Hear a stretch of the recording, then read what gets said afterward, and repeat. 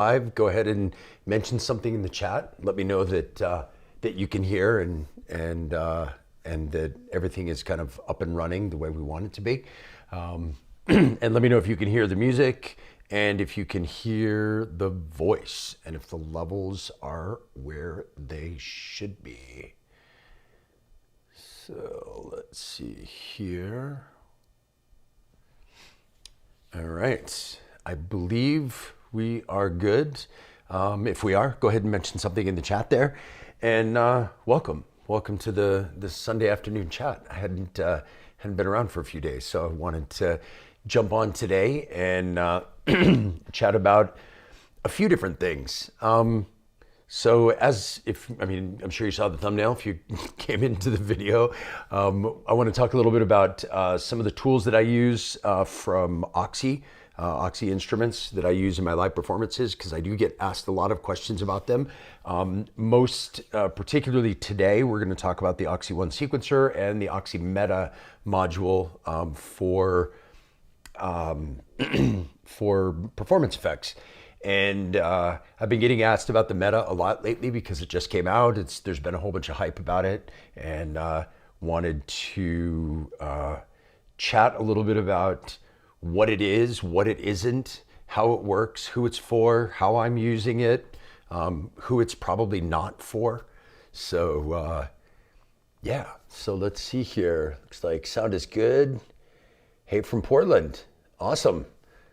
Portland was nice on Thursday. I was just in Portland a couple nights ago for a show. Got to play out there with some great artists. It was really fun to see the other guys play. It was a lot of fun. If you there's a link in my social media, a link on my Instagram that will take you to an interview that I did with them up there about kind of how I played and what was going on with the show. And there's some little snippets of the show there. And then there's also on Instagram, there's some videos. I'll be posting some more because I got sent some more today, some videos from somebody who was there in the crowd. So that was pretty cool. But yeah, it was fun. Portland was awesome. And the town was great. The crowd was great. The people were so nice. Had a ton of fun there. They have a great synth shop, which I had a chance to go to, which is nice for me because here in Denver, we don't have any synth shops, any real ones at least. I mean, there's places that sell synths, but there's not really a dedicated synth shop. So I went to Control Voltage in Portland, and that was a lot of fun. Beautiful store, really nice people. Got to play the Moog Muse, which I hadn't gotten a chance to mess around with that yet, so that was pretty cool. And so we can chat about that a little bit later. But yeah, that was it was cool. Portland was fun, and the show was great. It was a lot of fun. So quick trip up and back. Yes, Control Voltage. It was cool. It's a great shop. Hats off to those guys that have Control Voltage. It was very nice, and they were super cool. So if you're in Portland, definitely swing by there. So what else? So there's a few things I want to talk about today. So obviously the Oxy things, which I mentioned before. Another thing I want to say, just a really quick shout out, a really quick thank you.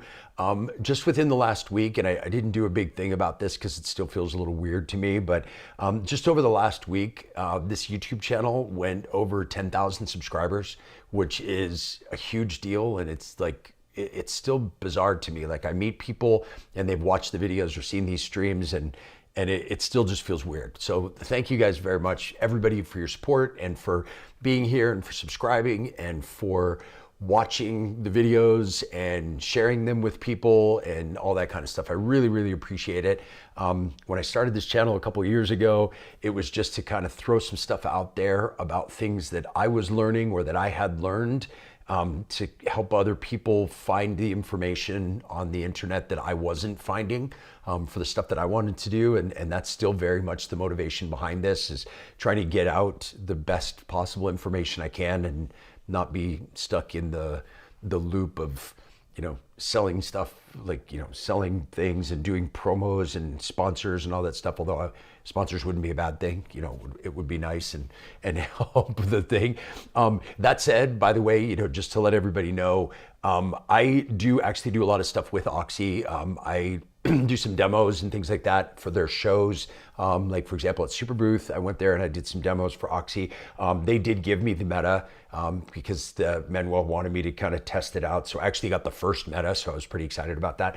Got to test it out for a few months now, and gave him some feedback. We made some changes on some of the effects based on that feedback, and so it's so this was given to me, so just by that, but they didn't pay me anything. They don't even know I'm doing this stream or going over this stuff. I just do this stuff because I dig it, and I like to show the gear that I use and how I use it, and see if that can kind of help somebody else figure out something that they might want to do or get some inspiration to do something else. So thank you to Oxy for giving that to me, and giving me the chance to test it out and being so responsive to the feedback. I mean, that's one of my favorite things about Manuel and Oxy and like that, the whole deal is that he's super responsive to the users of his gear. So if you go on their Discord or if you send him a message on Instagram, he's very responsive. He likes to hear what people want their gear to do. He puts out updates like crazy fast because, if somebody gives him an idea, he's like this crazy genius who'll like jump in and code it right away and kind of push out an update. So I would just want to say thanks very much to them for doing that. So yeah, and a couple other things. Wanted to also mention the course. So I about a month ago, I started an online course that I had been working on for a very long time based on a lot of people's feedback and input about what they wanted to see. The first month-long cohort of the course is just finishing up this coming week, and the people who have taken it have given me some great feedback. They've learned so much, and they've been such a pleasure to be around. So now I'm kind of working on the second cohort, and that's going to be starting on, it's going to be up and live on Thursday this coming week. And then I think that's the 8th? It'll be up and live. And then on Sunday, the 11th, is the first of the video calls. So the Zoom calls that we do together. We do those twice a week over the course of the month of the course. And then the video portion of it, which is more than 50 videos that are unique to that course. None of them are videos from this channel or anything. They're all unique to the course. And those are self-paced, so you can kind of jump in and do whatever you want and watch them as quickly or as slowly as you want. You can go back through and rewatch and do all that, and you have unlimited access to those. So even after the month, if you want to go back and, a year from now, you want a refresher about one of the sections, or maybe you weren't into modular when you did the course and then you got some modular and you want to go back and watch the modular section, you can do that. So you have that kind of access to the video portion of the course. And then the rest of the course is twice a week. There's a 1 hour group Zoom call with everybody who's participating in the cohort, and each one of those goes after a different section of the course which we're on that day. There's 8 sections of the course that have multiple videos each. That's where you get to the 50 videos, and each one of those sessions is kind of a Q&A session. So if there was something in that section that you didn't understand or you want some deeper information about, that's your chance to jump on and ask questions, and everybody kind of learns from everybody else's questions. There is also a 1 hour one-on-one Zoom that you get sometime during the month. You just sign up and we join up and we can do whatever you want. We can go over your gear, we can go over my gear, we can talk about sound design, we can talk about live performance, anything that you want to do in your hour one-on-one. And then every single week, everybody gets to submit up to a 10-minute long recording, preferably video, of their most recent live performance. And then I give them feedback on their performance. Sound design, mixing, transitions, dynamics, all that kind of stuff, the performance aspect of it. So give everybody feedback so that they can improve. They get that every single week through the course of the month. And so they can kind of see the improvements that they've made. And other stuff, you get discounts on one-on-one lessons and things like that. So if you're interested in the course, there's a There's a link to that in the description of the video, or you can go to my website, circolive.com/courses, and there's a sign up right there. You can get signed up now. There's kind of limited space available. And so we want to try to get people joined in as quickly as they can before it fills out. And then, then it starts on Thursday. So I would love to have some people in there. Let's see what the chat is saying here. Hello from Norway. Hey there. Awesome. Love to hear, as always, where you're watching from. It's my favorite part about this, is to see how far reaching the streams can go. Let's see. Yes, control voltage. Excited to see the Meta and Archer's rig. Yeah, we can talk a little bit about the Archer's rig as well. Another new module to the action here. Arseny signed up for the course. He's going to be starting on Thursday. Excited to have you in there as well. You're a block away from control voltage. That's cool. I wish I had a synth shop that close to where I was. We don't have that here in the Denver area. James, also in the course right now. Class is phenomenal and a great value. Highly recommend anyone at any stage. That's awesome. I really appreciate that. He did touch on something that's really important right there. This is for people at any stage. So if, let's say you've got like one piece of gear and you're thinking about doing it, this will help you move through and give you a bunch of the fundamentals and building blocks to get there. If you have been doing this for a long time and maybe you missed out on some of those fundamentals, or you're stalled, or you want to look at things differently, you want to look at your gear, your your performance method, your setup, whatever, differently, it's a great option for that. I've heard from all the people in the course that it really opens their eyes to different ways of looking at things. There's a big emphasis in the course on the improvisational aspect of it, because I felt like that was an area where there was a kind of a gap in the information that was out there.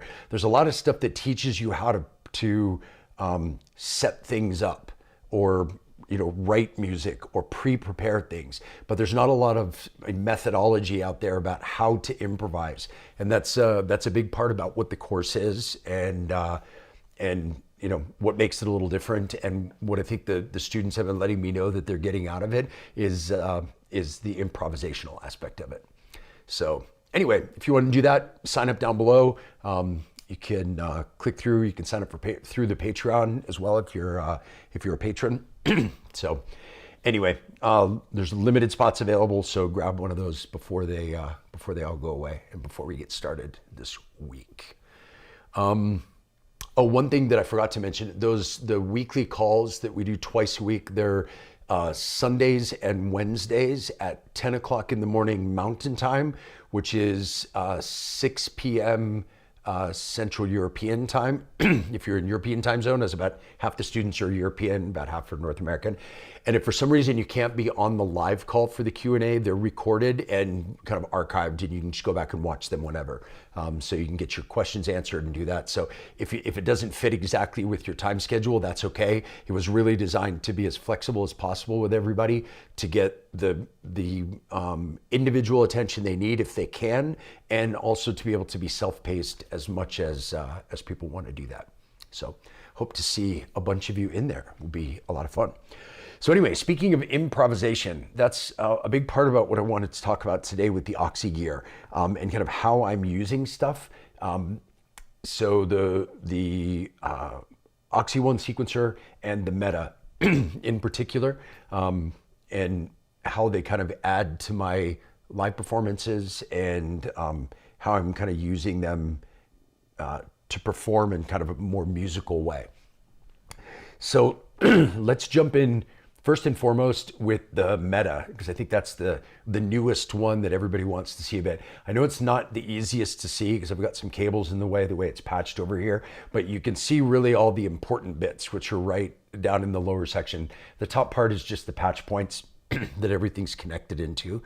But as we get down to the lower parts, there's really, the buttons are selectors for whichever one of the effects that you want to use, or there's a kill, and there's also a tap tempo.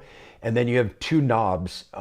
One knob is the kind of the most important one. It's kind of the wet dry, if you want, or the one that activates the effect. And then the bottom knob is it is the control knob, and it's basically it affects each one of the effects a little bit differently, but I like to think about it as kind of the amount or the intensity of the individual effect that you're going to use. So just to give you a quick run through of what the effects are, and if you have any questions, feel free to pop those into the chat. I'll keep kind of referring back to that and seeing if there's any chat info or anything that you guys want to go over. So basically, let's do something basic here.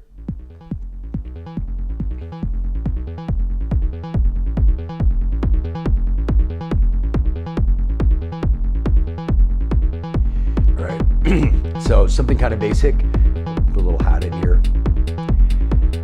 So first and foremost, probably the biggest, most popular effect is going to be the filter. This one acts like a DJ style filter, so it's high pass to the right, low pass to the left. And then you've got your control knob, and that gives you the intensity. On this one, the intensity is basically your resonance for the filter.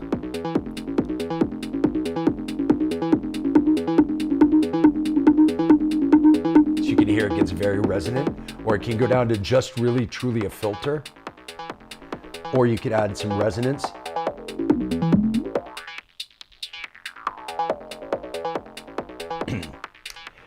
Just above the filter knob, there's another one that lights up here whenever you're using an effect, and that is, it says off. It's kind of a kill switch. So basically, if you're in the middle of an effect, you can bring it back to its center spot.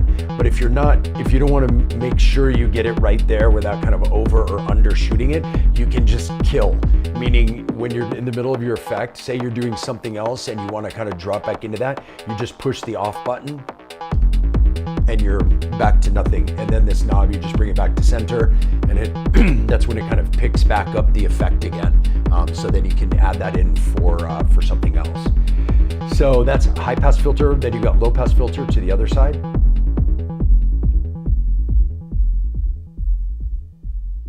Also with resonance.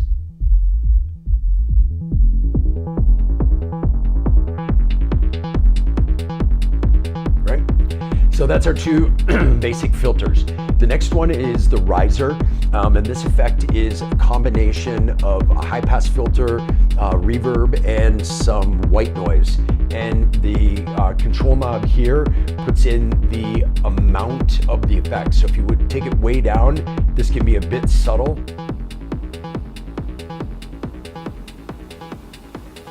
So you can see it filters out. You've got a little bit of white noise and a little bit of reverb.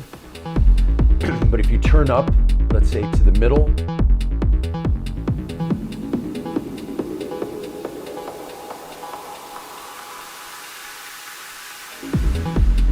or if you go all the way to the top,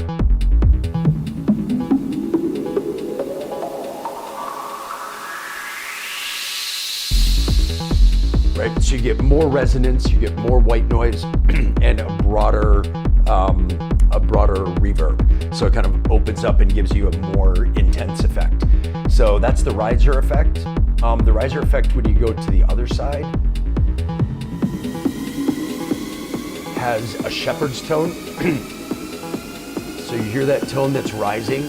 So if you're not familiar, a shepherd's tone is kind of a constantly rising tone. So if you want to add in some energy, this will continue to rise. It never gets to the top. It's kind of overlapping harmonics.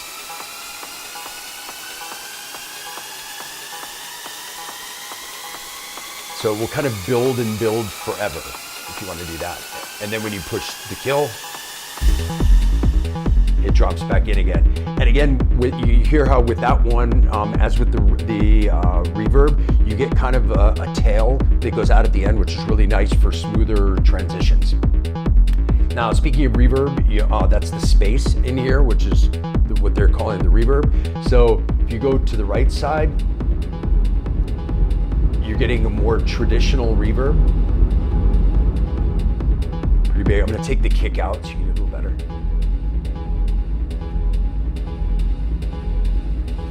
And you can get the amount, the size, the big reverb. If you go to the other side, it gives you some more experimental style reverbs.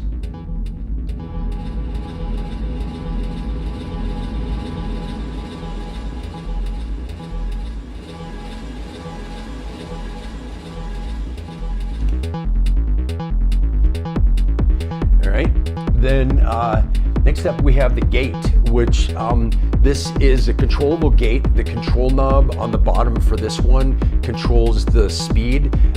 This module is clocked, and so and you've also got a tap tempo, so you can change the tempo if you want using the tap tempo just by unplugging the regular tempo that's going into it, or you can clock it from something else. So I have this being clocked right now, and then when you change the control knob, it changes the clock division of the gate. So if you go from 12 o'clock towards the right, you get a gating effect.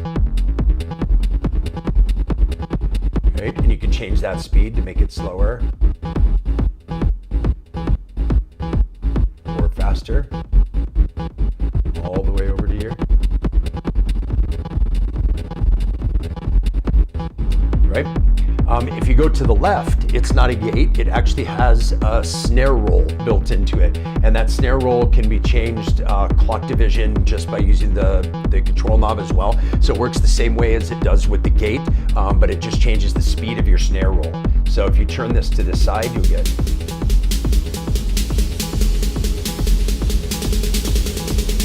you can divide this tempo.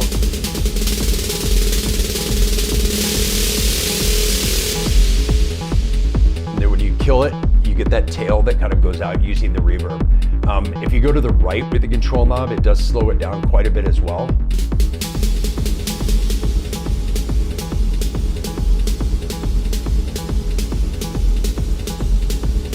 Right? So that's the gate and the snare roll. Next we have a delay. I'll just use a single sound for this one just to give you a better view of what this one is. Again, the control knob that's on the bottom controls the clock division of the delay, so the delay is clocked. I'm actually gonna relaunch this just to make sure it's in the right time here.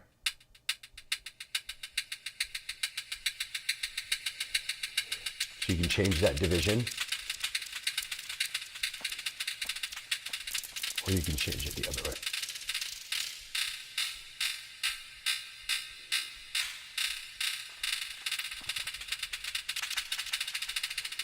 All right. And then if you want to use that on the whole thing, on the whole mix, why not, right? If you wanted to do some kind of a big build up or something. And then you can drop back in with your kick and kill at the same time. And again, any of that reverb that you get in any of these kind of tails out, so it helps to make things a lot smoother when you're going from one section to another section. And then finally there's a loop, and the loop effect, it's important to realize that it is it's not a looper, like it's grabbing a huge chunk of loop and it's playing that while you go to do something else.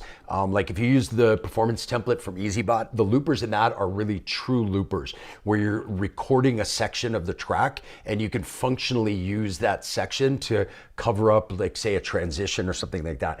This looper is much more like an effects looper, like you would have if you've used a Pioneer DJ mixer, like a DJM 900. You'll have loopers in there, or like CDJs will have loopers on there, where you can change those and kind of change the length of the loop to just get you that kind of repeating effect, and that's more like what these are for. So if we go to the looper here, the amount blends your dry signal with the looped wet part. So if you move it all the way over, that's just the loop, and I can change the length.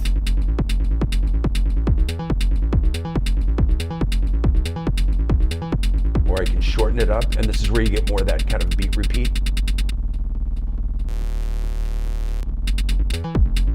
Right? And if you go to the left side, it grabs the loop and reverses the loop. And you hear this is mixing live signal with so wet and dry. So you've got the wet is the loop itself going in reverse, and the dry is the part that's going forward. So if I take it all the way over, it's only the effect, and then you can change the length.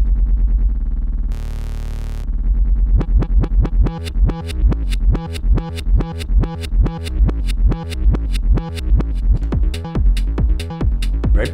So that gives you a few different options of things that you can do. Now, This can be used in all sorts of different ways. And as with anything that's a performance effect like that, you want to be careful how much you use it. like it depends. I guess I should say it depends on the kind of music that you're doing.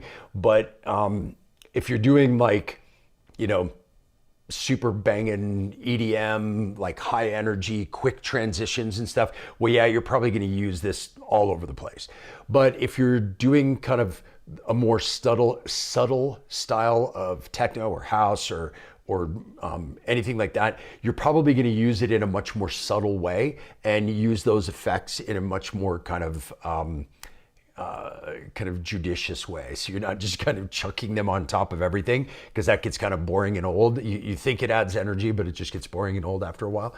So it can be used for a lot of different things, but I find that the ones that I use the most are the filters, the riser, and sometimes the gate, which I think is has its moments if you use it exactly the right way. Those are the ones I tend to use the most. The reverb is also cool if you're using it kind of in a break and you want to pull out your kick so you're not getting too much reverb, too much kind of kick sounding reverb.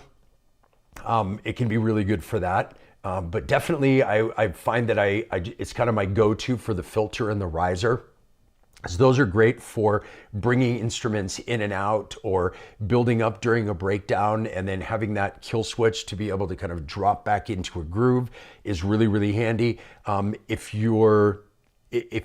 Because the performances that I'm doing are improvised, there's a lot of times when I'm messing around with something that I need to buy myself a little time. So if something is repeating and going on, it's a really simple way to buy yourself time. Like if you're cruising along like this and you're messing with something and you just need a quick little break, you don't even have to look at it. You can be messing with whatever you're looking at and just kind of put in a little break and bring it back, and that kind of resets people's internal clock when they're listening to something, so it makes it not quite sound so repetitive.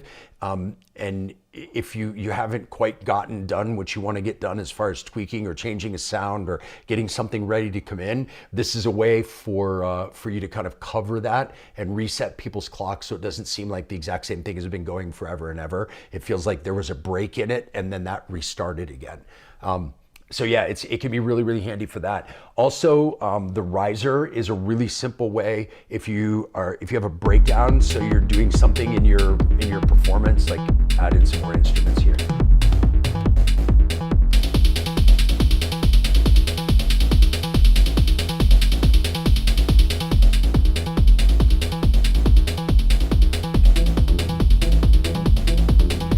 So if I'm just kind of going along with all this stuff going on and I want to do a breakdown, I can just pull out a kick and then use this riser and start to bring it up and give it some more intensity.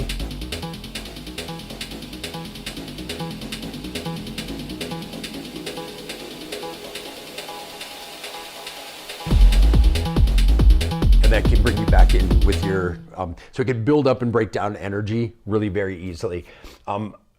The thing that I think I like the most about the Meta is that it gives you kind of the nuts and bolts effects that you need to build into your performance, to make it sound smooth, for bringing things in and out, for transitioning like between tracks or with different instruments. But it only takes up a tiny little bit of space. It's only 6 HP in your modular case. And so for me, it was a big deal because this allowed me to take a whole piece of hardware kit out of my setup, because I was using the performance template, the EasyBot performance template, and I would still be using that for kind of local gigs if I didn't have to travel, if I didn't have to fly, because it does do way, way, way more than what the Meta does.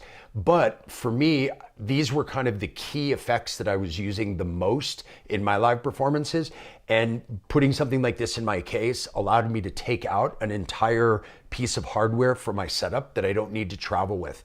And if you've watched this channel, you know that when I travel for my live shows, I like to take everything carry-on the flight, so I don't kind of want to check any bags or anything. So it's just a lot of stuff to put in your bags and in your backpack and all of that. So this allows me to take out an entire piece of hardware that I was bringing, and I don't have to worry about kind of hauling my Octatrack around and getting it broken or whatever. So this was definitely a big plus for me for the live performance side of it.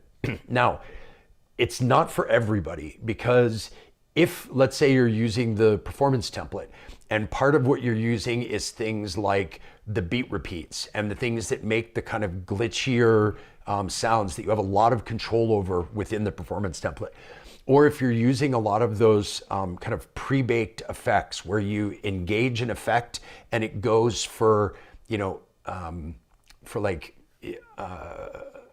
a certain number of bars, whether it's 4 bars, 8 bars, and it does an entire effect that it goes all the way through an evolving thing, and you use those effects to cover changes that you're making, like maybe you're changing a preset or you're going to a different pattern in a machine while it does the effect.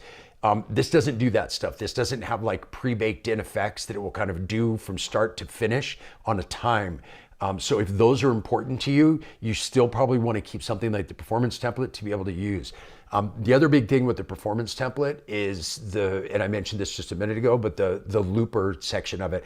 So one of the big pluses with the performance template is that you can grab a loop, a 4-bar and 8-bar loop of your main, of your drums, of your melodics. You can do them all separately, or you can grab that loop and then you can play it while you actually change things up. So if you grab your loop in that, you could, let's say one of your machines froze up and it was, glitching out. You can grab a loop and you can turn off and turn on your machine and restart it while that loop is playing in the background. So, or in the foreground. So because of that, that is a much more powerful tool than what the Meta is. The Meta gives you the basics. And I've said to a few people, it's kind of like if you took the DJ effects out of a DJ mixer. That's kind of what it gives you, the ability to do those kind of things in your performance. So if you're trying to make a performance sound like a DJ performance, this is a great way to go. And if you don't need the other parts, if the other things aren't an integral part of the songs that you're playing and the music that you're playing, then the Meta is probably a great option for you if you have modular already. I mean, if you don't have modular, I wouldn't say build a modular case just to put the Meta into it, because that's going to be, I don't know that would be the best move. You might want to do just a multi-effects pedal at that point, but yeah. So that's the Meta. If there's any questions about the Meta, please put them in the chat. Happy to answer anything that you guys want to know. If it's something that I know, if I don't know, I'll tell you I don't know. And then we'll move on from there to the Oxy One, and then I can talk a little bit about some of the other new modules that are in the case, and kind of why they're there and what I'm doing with them. So definitely pop anything into the chat you have questions about. Let's see here. Excited to see it met at Artistry. Cool.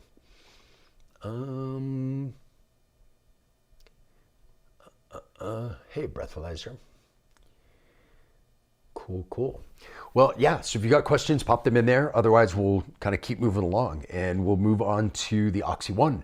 And the way that I'm using this, so as with anything, and you've probably heard me say this before on these videos, but so much of the gear in this day and age does so many things that I think that we get caught up in the idea sometimes that we want to make it try to do everything that it can do in every track or every performance or whatever. And maybe we don't feel like we're getting the most out of it if it's not doing all the things all at once.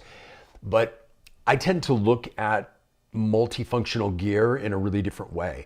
I like to look at it as something that you can use in a lot of different ways, but not necessarily at the same time. So if you need a certain thing, use it for that in your setup. And if you need something different tomorrow, you can then change and use it for that in your setup. The Oxy One for me is very much the same. This does so many things. Like, it's an unbelievably deep sequencer.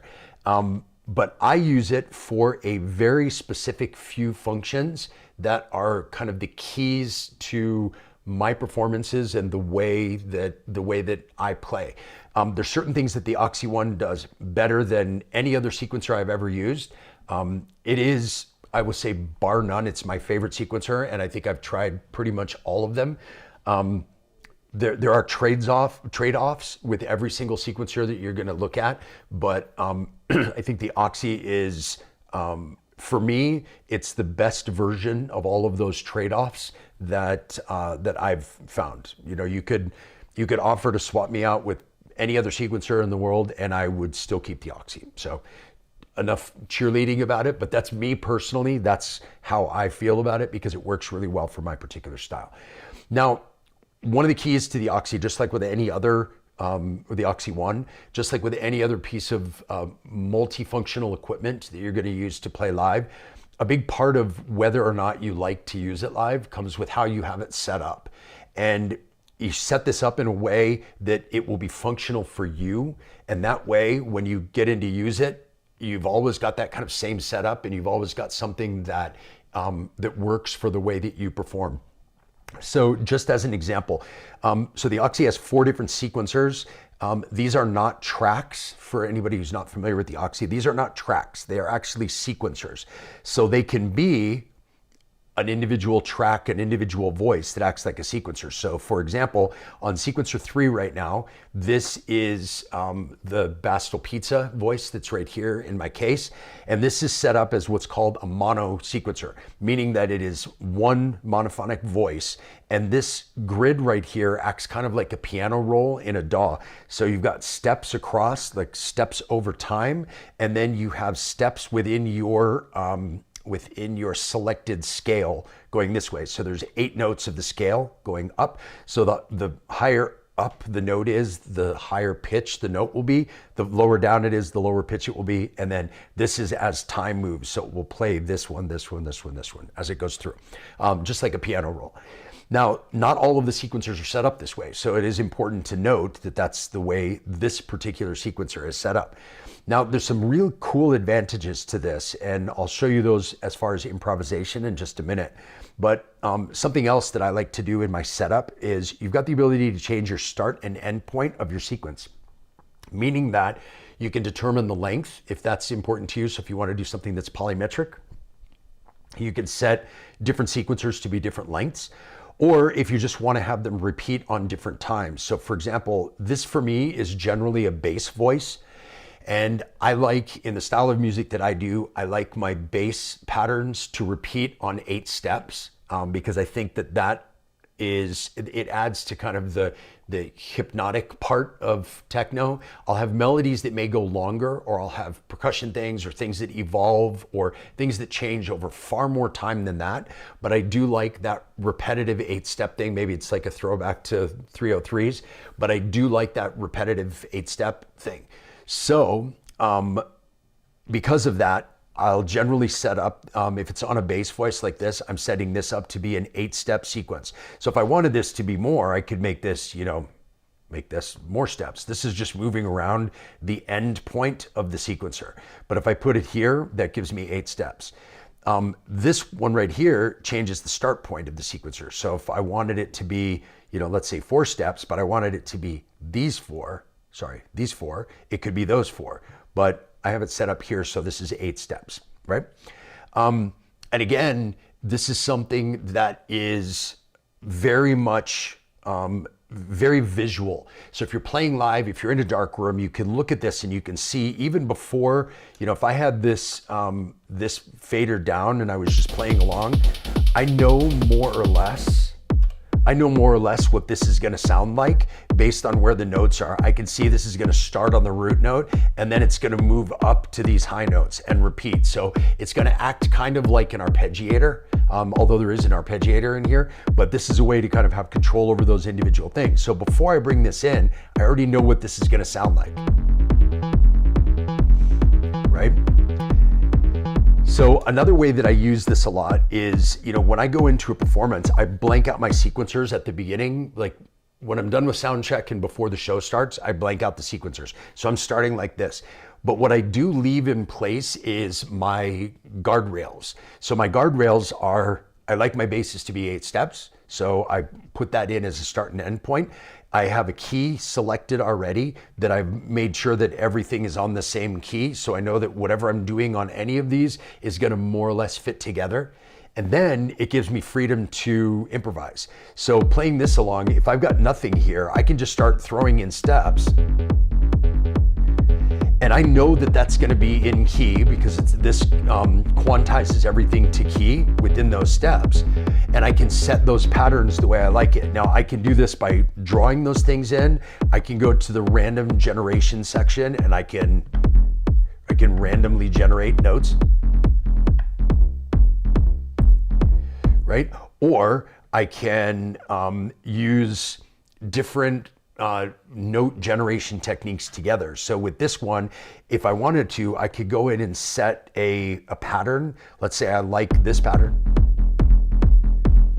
And I think that kind of goes along with what I'm with what I'm doing here. But I want to change the pitch of this, but keep that rhythm the same. And I don't necessarily have an idea in my head that, okay, I want to make it go this, and then this, and then this, and then this.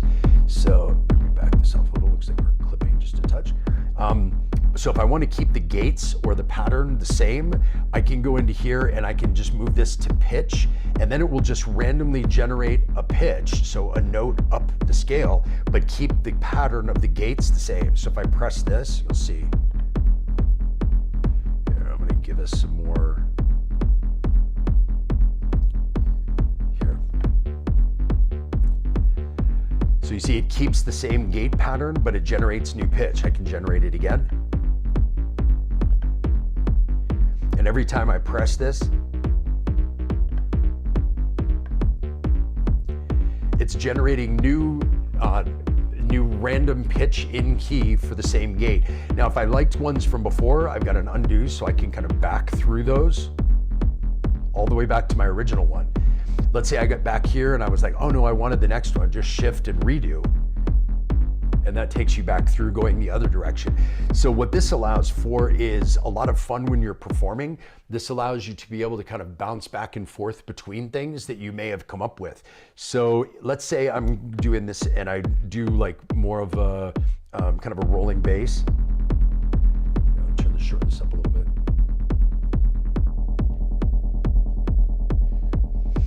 Okay, so let's say I've got this kind of rolling bass line going here, and I want to, change up my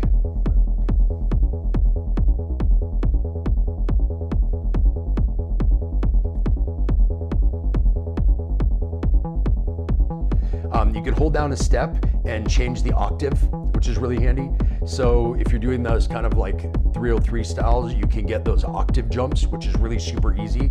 So you can hold any one. If I jump this an octave, so this jumps up an octave, but from this spot, this one's jumping up an octave from this spot. So it gives you a lot of octave range. You could also do that down below. So if I go here and I turn this down, it's actually too low to hear right now, but it gives you an idea of different things you can do. So let's say I'm playing along and I have this pattern, and during my performance, I want to just randomly add something else in. So I can just put that in, it's in key and it's playing. But if I want to now treat that as kind of an A section and a B section and go back and forth between them, I can just go to the undo, and that takes me back to my old section. I could do shift and redo, and that takes me back to my second section.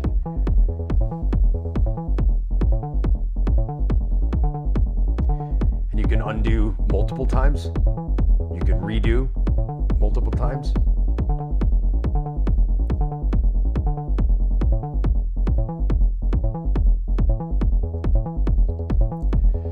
So you can see it makes it very quick to do controlled randomness, right? So you can randomly generate stuff by generating pitch, by generating note sequences, by doing all that stuff, but you have the control over that randomness by doing it in key and by being able to see what it is. Then, let's say you've randomly generated stuff. Well, then you can go in and individually change steps, like what I was doing, where you hold something down and change the octave. So then you can jump something up an octave or down an octave, and it gives you the randomness can give you kind of a starting point, and then being able to jump up and down octaves, or being able to move notes around or delete notes or add in notes. That's another, it's something that allows you some more flexibility to be able to have some control over it. So the randomness is like the starting point, and then you go in and start tweaking and start to do things about that. Now, this is one of the voices, but if we were to go into another voice here, so I have another bass voice, the Erica Synths bass line. So again, this is something that right now there's nothing in here, but if I was to go,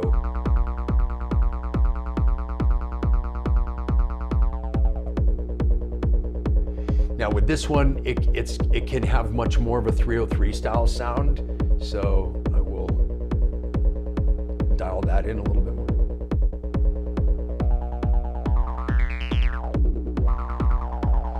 And now if we go back in and start doing some of those note changes.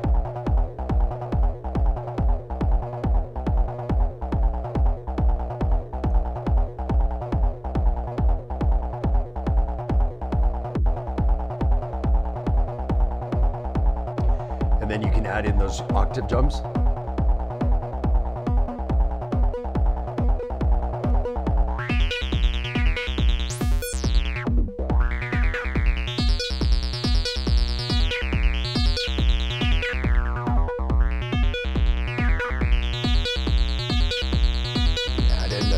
Sub oscillator.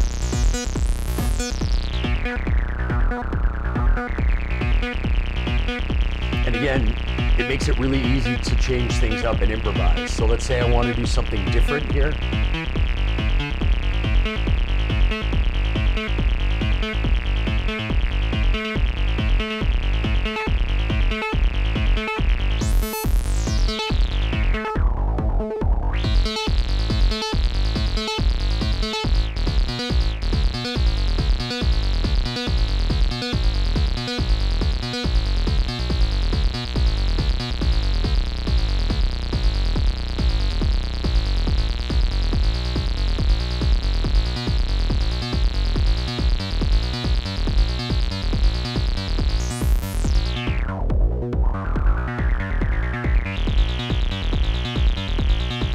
So you can see it's very quick to move around, and you get a lot of control, a lot of visual feedback, and you also get the guardrails of pattern length, of key quantized, and all of that stuff. So it makes it really, it encourages you to mess around with stuff, which I really love. It's uncomfortable when you get into a performance where you're improvising, but you're afraid to improvise because the gear is, the gear doesn't have a good way for you to get back under control once you're once you've kind of gone somewhere else. And this is great that you have things like undo and redo and the ability to really see what's going on, because then you can go in and change up things any way you want. So that's super handy. Now that's the mono sequencers. So each of these three are set up as mono sequencers. This one is set up on 16 steps because I tend to use the BIA as a little bit more of the kind of like the tonal percussive stuff, like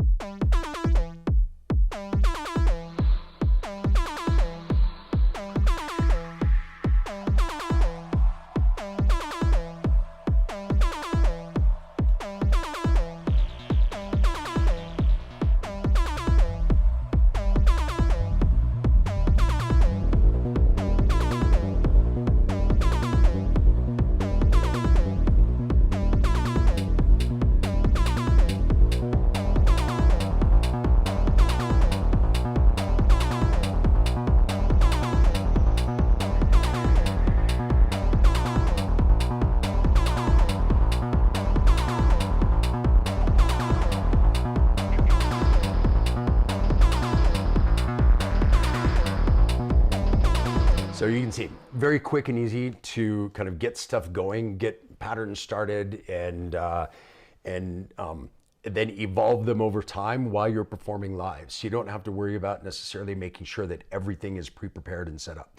So these three sequencers for those three main voices in here are, each one of them is on a mono sequencer, but then on sequencer one, I have this set up as a multi-track sequencer.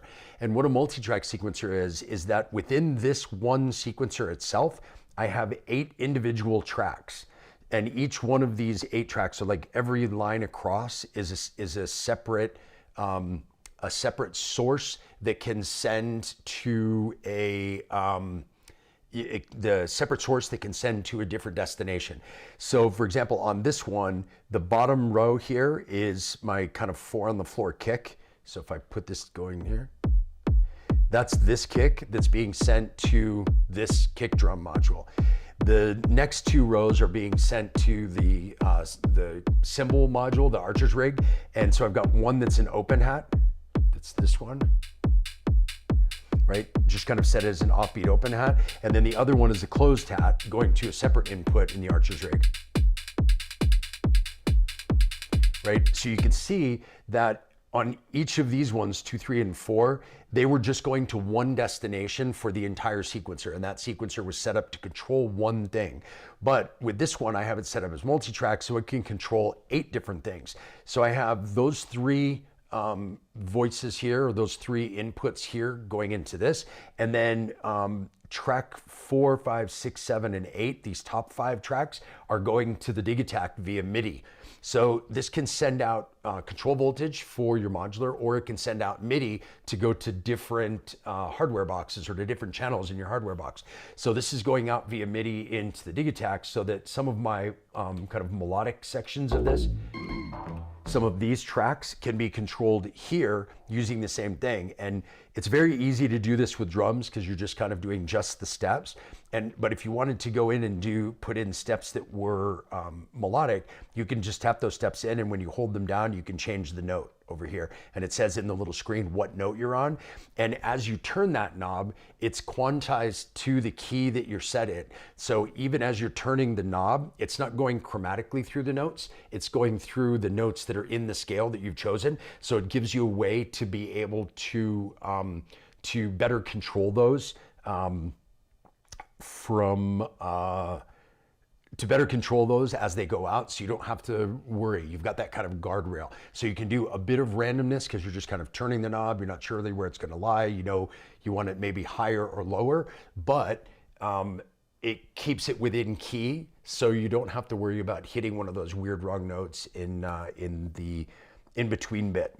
So I can send this out. Let's see, what did I send this to? 11. Yeah, so I can send this out to, yeah, turn that down. So this one right here, this pattern, is going to this track over here in the Digitakt, track 11. So you can see that go. If we were to go to track 11 and look on that track, there's no steps. So there's no sequence happening from inside the machine. I'm just using that sample as a sound source to make this. And now here I've got the pattern in, and I can go in again step by step and tune those.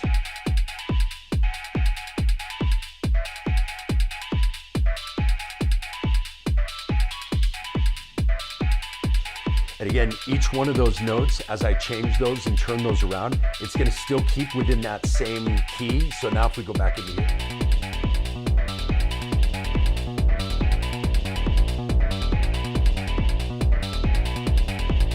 Okay, so this can kind of act, and for me, the way this acts is like a real central controller for everything that's going on. So any voice in the modular is being sequenced from here. All of the melodic voices in here, so 9, 10, 11, and 12 are all being sequenced from here. And then I'm doing my drums internally in the Digitakt 2, because I do like to do drum sequencing in the Digitakt. I just like the way it works.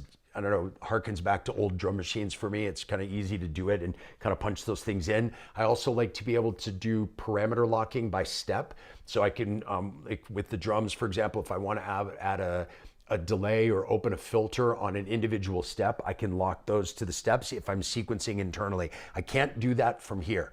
I could if I was to go in and set up control change messages and all that stuff, but that kind of goes against the improvisational nature of the way I perform. So it goes back to something that would have to be totally pre-prepared.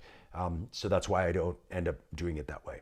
But this gives me the option to use all these 4 melodics that are used in here, and then drums that I have down below for the drums that are in my case, and then 1 through 8 here are all, these are all drums and percussion that are sequenced from within the Digitakt 2. So it's combining the best of both worlds. Anything that is tonal, melodic, and needs to be quantized to key, I use this. And anything that I need parameter locking and the ability to add to parameter lock individual effects or individual changes to a step, I will sequence that within the Digitakt 2. So it gives me a lot of control over the whole thing and keeps it kind of centralized into one place.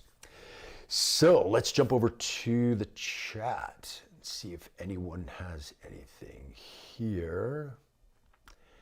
Said you've moved to using the battering ram for your kick drum. Do you only use that or mix it up with sampled kicks in the Digitakt still? How am I modulating the battering ram? So a couple answers to a couple questions there. So within the within my modular case, I'm using the battering ram right here as kick drum, which is this sound right here. Has a ton of ability to change up sound, super flexible kick drum. So that's why I'm using that one a lot, and I'm sequencing that one from the Oxy. I do still have kicks on track 1 here that I sequence in here if I need to. So this is kind of an emergency backup. If something were to happen, if a cable goes bad, if I lose control of this for some reason, I like to have drums here and drums here, no matter what. So that way I can kind of keep going with the performance if something was to go weird within my setup. Now that said, the second question you asked is sampled kicks in the Digitakt. Well, yes, this is a sample, but this kick is actually a sample of this. You hear that there's a lot of similarity because I'm a big fan. When I do my performances, I like to use basically one kick for the whole performance, but a kick that's very flexible so that I can modify it and turn it into a bunch of different kicks rather than trying to overcomplicate my life and coming up with a different kick for each section and then trying to change kits and change patterns and make it sound smooth and whatever. You create a lot of stress for yourself when you do it that way, where if you stick to one kick or one hi-hat or whatever, but you have sound sources that are flexible enough that you can change them during performance, it means that you don't need a bunch of kicks. So for example, with the battering ram, if I'm going along with this kick, but I want something to be more 808 sounding, I can take off the click, I can take down the drive and open up the decay.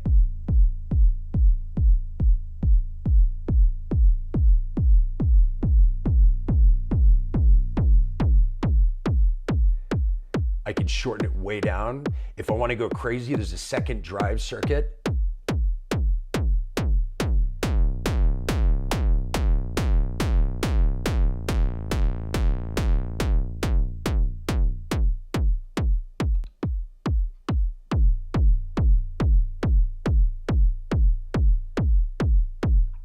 Right? So you can see there's a lot of flexibility within that one voice. Now, the one that I have sampled over here, I sampled it with a lot of those parameters wide open so that I can still control those over here. So if I'm on this track, then I can go in and do things like reduce down the resonance and change the frequency on the filter, move up the filter envelope.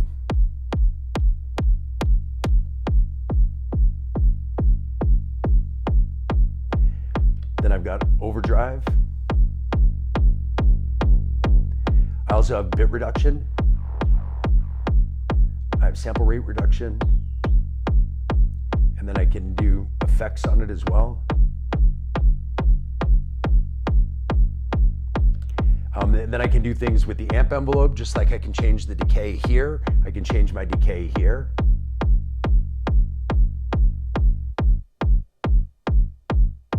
I can change the attack.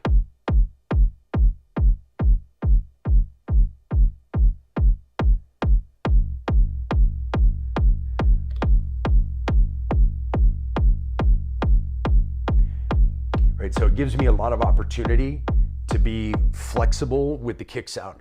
And the best way I've found to do that is find a kick that you like, or make a kick sound that you like, whether it's in a module like the battering ram, or, I used to make a lot of my kicks in the Analog Rhythm, I still do. When you find something that you like, then open up the parameters that you have the ability to adjust in your, end sampler that you're gonna be playing that sample in, open them all up, and then use that as the sample rather than sampling in just the final sound.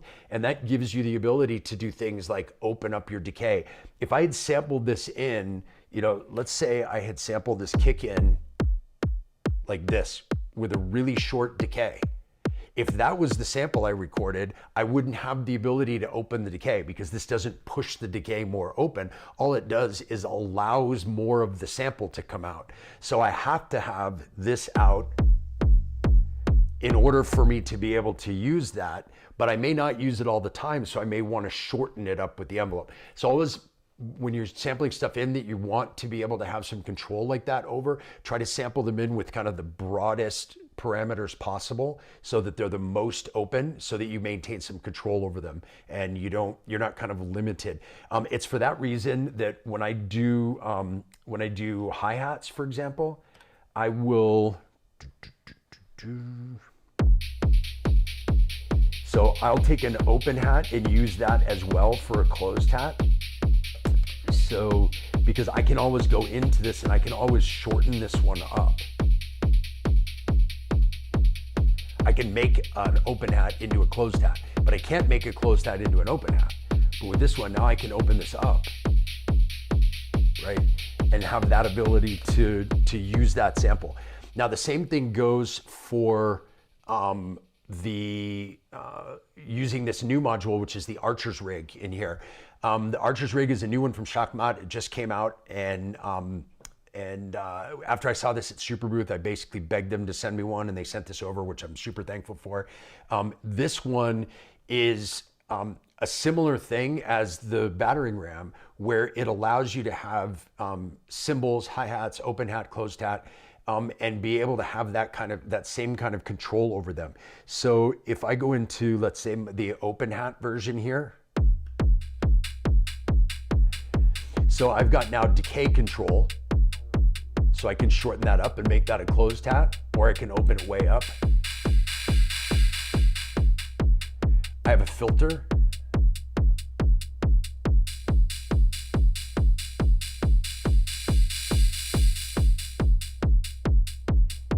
Right, which allows me a lot of control over that. Then there's some effects. So I can do kind of delay and distortion and repeat effects. And then there's obviously a tuner.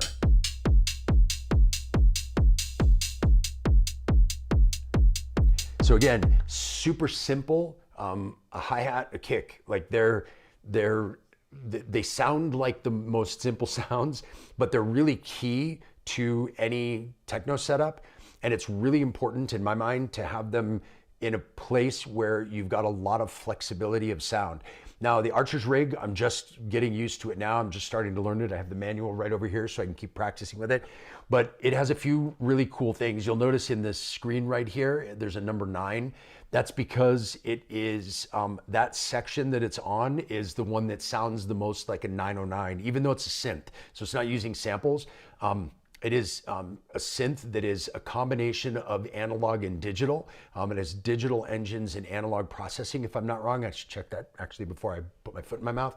But it allows you to make your sounds from scratch, and then you can actually save them as presets in this. And Shachmat has this really cool thing where even though things may be analog, you can still save presets because it saves knob positions And so it's saving kind of like the parameter lock of that position as a preset, which is really handy for this. So there's multiple banks, there's 808, 909, there's more kind of percussion sounds and that are less hat sounds. There's things that are more kind of white noise, things that are more kind of experimental sounding hats. So there's a lot of those that are in this and that you can use to kind of create your own sounds. Maybe you're going to use it for hats, or maybe not. Maybe you want to use it just for different types of percussion, but it's really handy for that.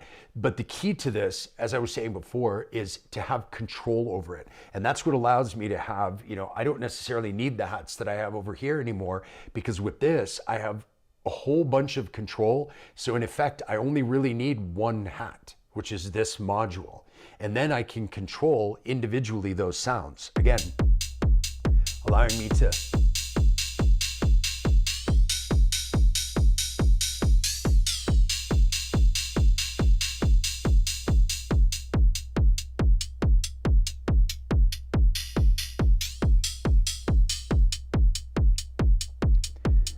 right?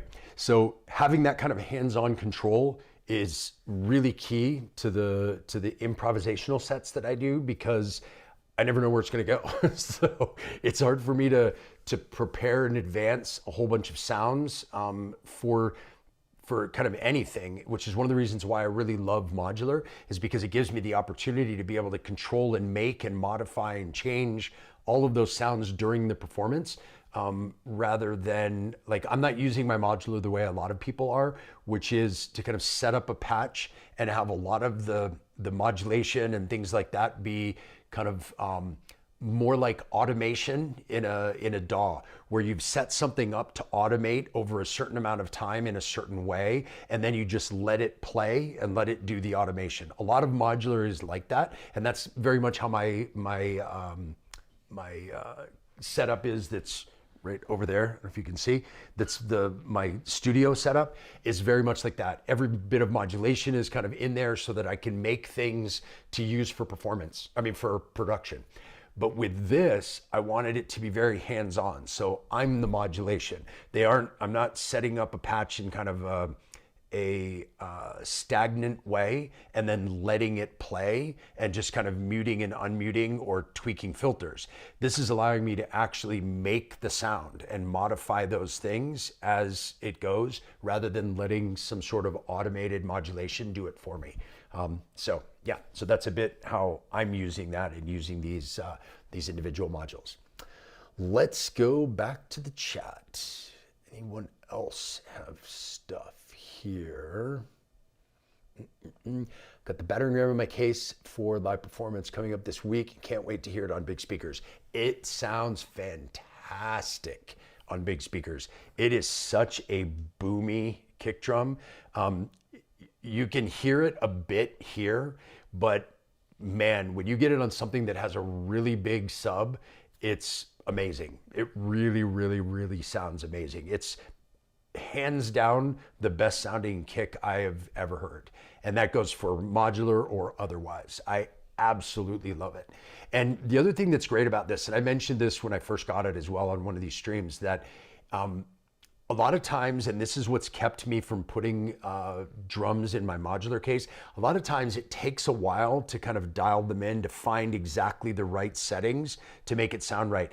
This kick is like nothing but sweet spots. Like any way you turn any of the parameters in it, it sounds good. And it sounds very different, and you get a lot of diversity in sound from it. But but even as it's going through all those diverse sounds, every one of them sounds amazing. So yeah, I'm a gigantic fan. If you're looking for a kick, I am a gigantic fan of this. So definitely try it out if you get a chance. Like if you have a synth shop in your town and you can put on some good headphones and listen to it, it'll blow you away. Because that's what really sold me when I was at Superbooth and I went to their booth. I had been wanting to try it because I'd seen a couple videos online and it seemed really interesting. When I went to their booth and I started like hands-on tweaking it, the fact that there were no bad settings blew me away. Like it's so rare to have a module that anywhere you move the knobs. Like I can go in and just kind of tweak these knobs any way that I want, and it's gonna sound like a solid kick, right? Or I can change it up and change.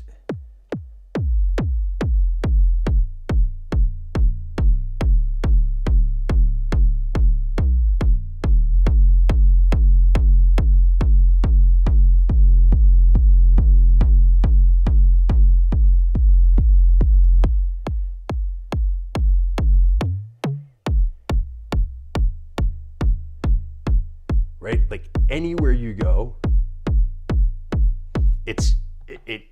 it feels like it's not possible to have a bad setting. And the settings are all very intuitive as well. It's kind of like, sometimes things are changing parameters, and those parameters will go in and out of sweet spots, kind of depending on where you put them. With this one, it feels very much like the parameters are more or less of whatever that sound is. It's not just changing and different. So like, certain modules, like for example, the pizza, when you're shifting from one waveform to another, you might kind of go in and out of things that sound good. And it's not just from a lesser thing to a bigger thing. And that's what this really feels like. You want more drive, go to the right. You want less, go to the left. You want longer decay, go to the right. You want less, go to the left. It's like, it's very straightforward. And because of that, everything sounds fantastic. For those of you who are Ableton users, you're probably familiar with the Drum Bus plugin that's in Ableton. That plugin was designed for Ableton by a guy named Mark Nostromo, and he actually is the designer of this module with Shachmat. So that's kind of everybody's secret weapon who uses Ableton to make your drums sound amazing. And this is, for me, the secret weapon to make them sound amazing in your modular case. So it's obviously someone who's very versed in what makes drums sound good, particularly kick drums, and has found a way, along with the Shachmat guys, from a hardware standpoint, to put this into a physical piece of hardware. And so obviously, Mark knows what he's doing, and you can hear it in this module. You can hear it in the Drum Bus in Ableton. So yeah, it's a great module. Let's see here. Flexible. Yes, it is. My wife be like, it's the same thing over and over again. Yes, it is. I think, was it EasyBot that just posted something about that? Or somebody did that was saying that like, everybody does this, like you kind of drive the people crazy that you live with, that they hear stuff over and over again as you're kind of tweaking and dialing stuff in. Well, one of the beauties about the specific things that I have here is I've gotten them to the point where they dial in really fast. So I don't have to listen to 7,000 kicks in order to get it dialed in to exactly the way I want to hear it. I can just kind of dial it in and it sounds the way that I want. But yeah, I get that totally. Haven't you heard my favorite things? Yes. Oh, hey, Erica. Erica Turner, that's in the chat, is my wife. So if you want to know what she wants to hear about how the things sound the same over and over, you can ask her. Deleted Coral from the rack. I moved Coral from this kit to my setup over there. You can probably see it. It's in the top left corner of that case that's over there. So I still have it there to use as sound design. I just found that I wasn't using it as much and I needed to take something out to put the Archer's rig in. So I took that out for now. And I went back and forth because, and I still may swap this out, about taking out the Zadar because I'm not using that much either. So I could take that out and put the Coral back in and have some more voices in the case. Which I may end up doing, but at this point, this was kind of my first try. And part of that was because I got the Archer's rig the day before I left to go to Portland for my show, and I needed to switch it into my case really fast to be able to mess with it a little before I left. And the Coral was right here. So I pulled the Coral out and put that right in rather than doing this, moving things over, moving this up, making space, and all that stuff. So it wasn't going to be possible. I was going to have to actually move everything over and move the meta down and slide everything over to put the Coral in up here. So it was just going to be too much of a pain in the ass. So I decided not to do it. So that's how we ended up like this. But it wasn't that I took the choral out for any particular reason. It was just I wasn't using it as much as I use the other voices that I have. And it was taking up the amount of space that I needed in the place that I needed it for the batter or for the archer's rig. So yeah, that was why it got moved out temporarily. Oh, hey, Christopher, FX Music. Christopher's doing the course right now as well as James. James, I'll second that on the battering ram. Yeah, it sounds pretty badass, doesn't it? If it sounds the same over and over again, she needs to try dancing to it. Exactly. It's supposed to sound the same over and over again in a certain sense, right? There's certain things, it goes back to what I was using these for. There's certain things that need to be repetitive and hypnotic in this style of music, while other things can be not or less or whatever. You know, if you've got, if you have something here that it is like this.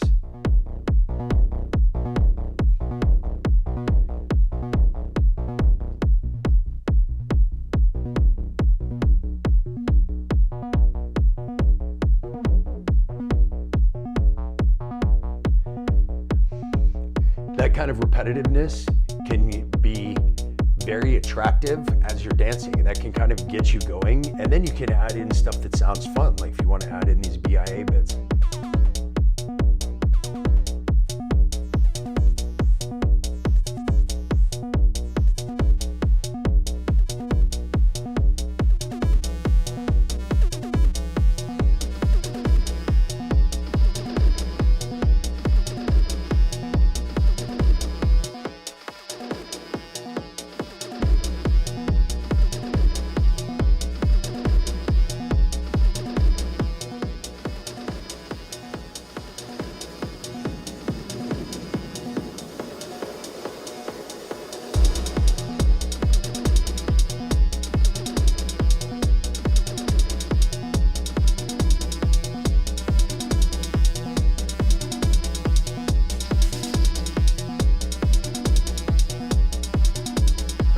So there's a certain amount of repetitiveness that's kind of cool with this kind of music, inherent in the music that we make. So yes, absolutely, try dancing to it. That is the key. FX Music, Christopher, what a day, had already several hours of Zoom meetings with me. Yes, you did. So we did the course this morning, which Christopher's in this cohort of the course. If you're interested in that, there's a link in the description below.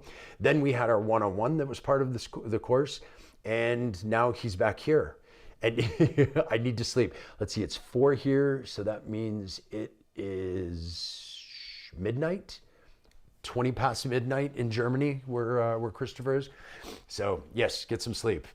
Hopefully he's been messing around with his gear up until now. So yeah, just to talk really quick again about the course, just to put that through, the next cohort of that starts on Thursday this week, the 8th, so there's still time to sign up. There's a few spots still available, and I would love to have you in there. It is a self-paced video course that you can have access to unlimited. You can kind of go back and redo things as much as you want. You can go as fast or as slow as your time allows.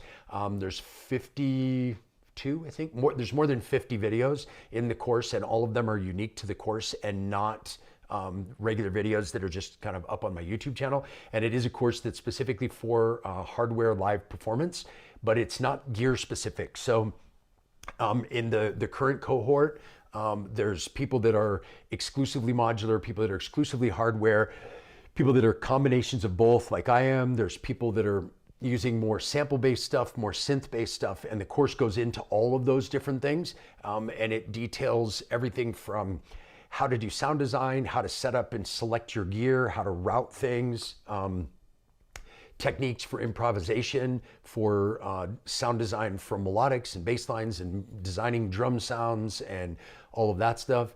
Then it goes into techniques for writing melodies, writing bass lines, improvising live performance, doing some of the stuff we're talking about today. Then, arrangement, signal processing, end of chain, effects units, all of that stuff. And then the last section of it is for people who want to use this to actually get out and perform in front of crowds or in places like that. So some of the people in the course aren't planning on performing. They're doing this just because they want to learn how to better play their gear for fun for themselves, so that they can jam at home, so that they can write music, so that they can, have fun playing like you would if you had a guitar sitting in the corner of your living room and you wanted to sit down and just kind of play guitar for a while. Some people want to be able to do that, so that's what they're doing in the course. They want to be able to improvise and jam live. Other people are planning on performing, so the last section of the course is about how to perform. So what to prepare, what to bring, emergency things, what to do when things go wrong, how to do a sound check, what's kind of the etiquette of playing with other people in different settings. So like if you're playing in a kind of a showcase setting where it's all hardware performers, or if you're playing in a setting where you may be the only hardware performer and it's a bunch of DJs and you need to set up and go with the flow of the night, and how to promote yourself. There's all kinds of stuff. So it's a comprehensive course with a lot of information. I've really had a blast getting to know the guys who are in the course this time, and can't wait to have new people in and get the next crowd through, and see some more people get inspired. These guys have been amazing.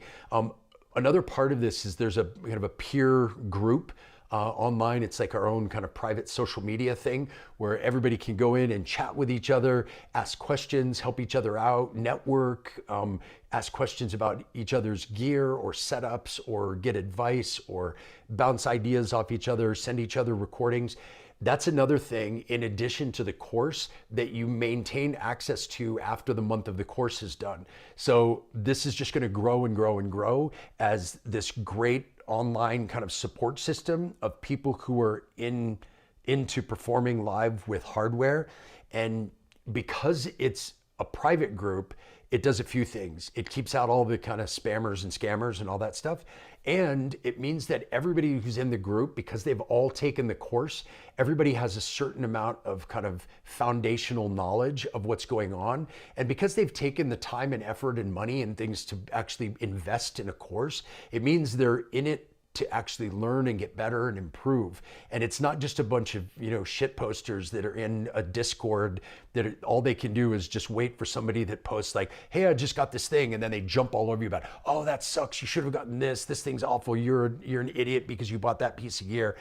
This is not that at all. This is completely people who are all in this for the same thing. And everybody is kind of there to support each other and bounce ideas and give feedback and network and kind of grow the family of people who are into live performance. So it's been really cool, better than I even expected, and I can't wait to add more people in, not only to get another group of people into the course, but to add more people into our online discussion group and getting everybody kind of introduced to each other. And it's people from all over the world. So right now you've got Christopher, who I was just talking about, he's from Germany.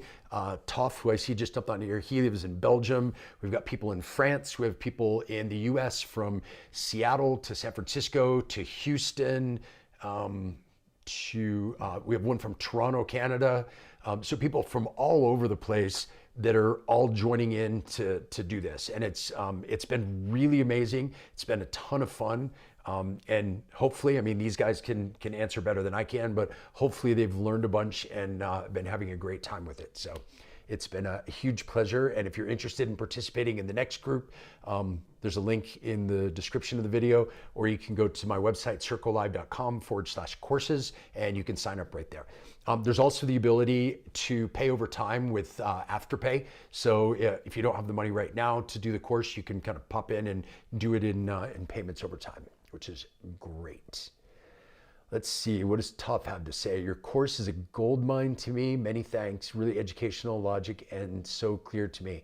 Have learned a lot. Well, thank you. I really appreciate that. And that makes me happy. That was the whole point of doing it, was to get more people excited about this thing that I'm excited about, and get more people to join in the group. Without forget this crazy tool with the group. Yes. Learned a lot from the videos and even more from the Zoom meetings with the group. Yeah, the Zoom meetings are a lot of fun because there's everybody that's in that particular cohort is on the meeting. There's kind of a theme and a structure of whatever section we're going over that part of the course. And so it keeps it from getting kind of too dysfunctional and out of line. And that way people can ask questions and have them answered. And it gives us a chance to go much deeper into the information rather than just, there's too many master classes out there that are like, here's the video, good luck, see ya. And then you're like, okay, cool, well, that was great, but I had a question about that thing. Then you have to try and hit the person up on social media, and they're like, yeah, whatever, I don't have time for you. And so this is awesome because everybody gets a chance to get in there and in a live way, get their questions answered. So they can say, hey, I went over that section today. I'm curious about this thing, or can you explain this a little different? And absolutely, then we go in, and sometimes I'm doing live demos on the calls like what we're doing here. Sometimes we're just chatting about stuff. And sometimes people are giving each other answers to questions, or maybe there's something that I don't have experience with a particular type of gear or whatever, and others do. So, we've got a couple guys in the group who are really into the droid stuff with modular and the Drama mit der Maschine, those modular things as well, neither of which I've used. And so them being able to help each other and network with each other, I think is a great tool for everyone. So let's see here, Zoom session twice a week. Yes. And it pushes everyone, like you said. I've heard that from more than one person in the course, is that it's a 1 month commitment that you're going to show up for these Zoom calls, or you're going to at least watch them, the recorded replay that you can watch anytime if you can't be there live on the call.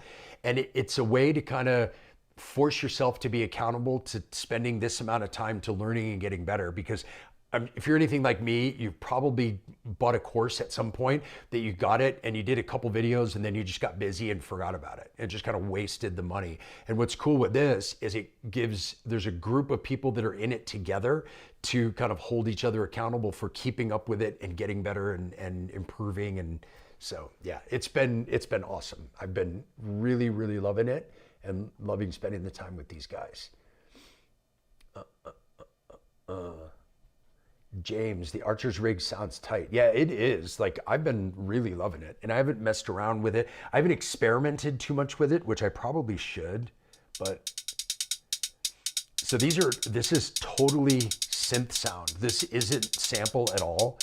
And it's hard sometimes with synth sounds because they either sound like just white noise or they just don't sound very good.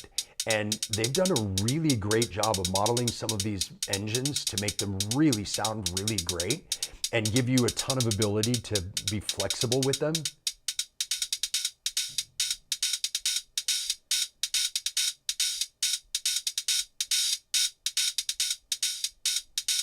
Here, go back to it.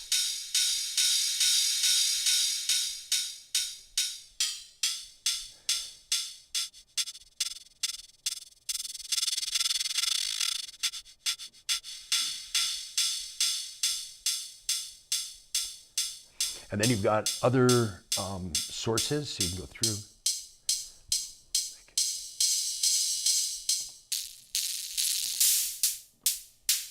Open up the filter a little so you can hear all of them. This is the noise engine. So if you do like that kind of white noise hat sound, you can get that as well. And you have things that are more like tonal.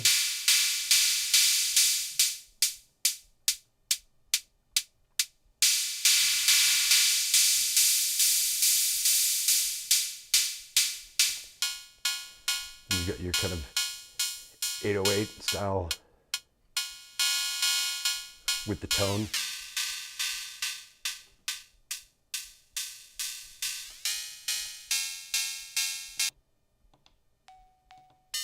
This one's kind of like bell tones. This one's a sine wave, so you can actually set up your CV to control this by pitch, and then you can have this be a melodic voice if you wanted to. This is the kind of bell sound.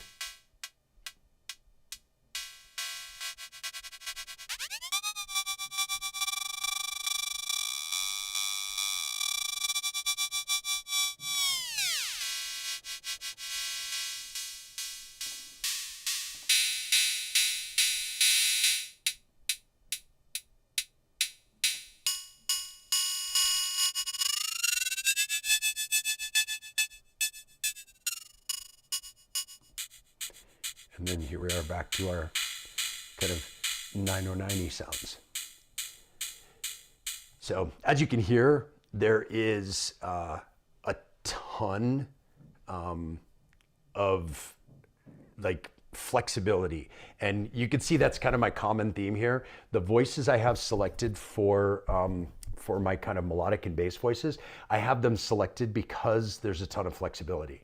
And the same thing with my kick and the same thing with my hat. I really wanted a lot of flexibility to be able to kind of modify and change things on the fly. And this just gives you all that, which has been awesome. Really, really, really awesome.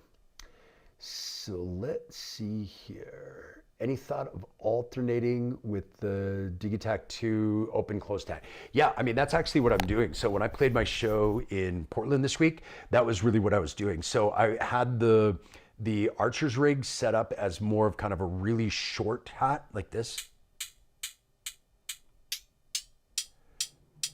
So it was set up kind of as an offbeat where you would put an open hat, but as a closed hat. And then I was using my open hat over here to be able to kind of either layer together to make one sound, or if I wanted this one to be kind of more dominant, I could just bring that up. So putting it in contact.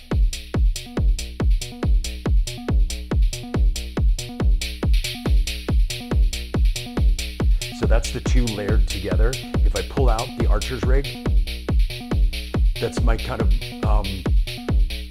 a cross between an open hat and a shaker. It's a little sloppy. There's a little bit of attack that's kind of smoothed off at the beginning, so it's not super dynamic. And then this hat was set up to really be that kind of transient, rich, short hat. So you see, as you add those in together, it makes a really cool kind of total hat sound. Or if you're doing something where you want it to be a more mellow hat, then you can just take this out and have it just be that kind of more subtle sound, which is kind of where we were at with this one. So now I can also, with the hat, send.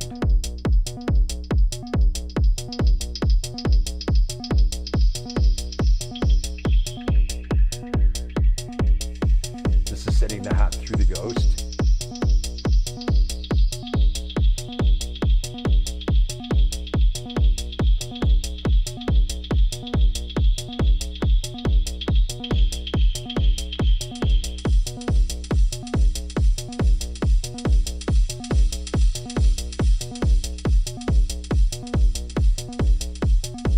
So you see, between those two things, having all the flexibility of the hat plus something like the Ghost that you can send it through so you can get kind of a decay and a reverb at the same time, it gives you, again, a lot of flexibility. So that was just on that one short sound. But if I was to open that up a little bit, for example, changing up the filter and then opening up the decay,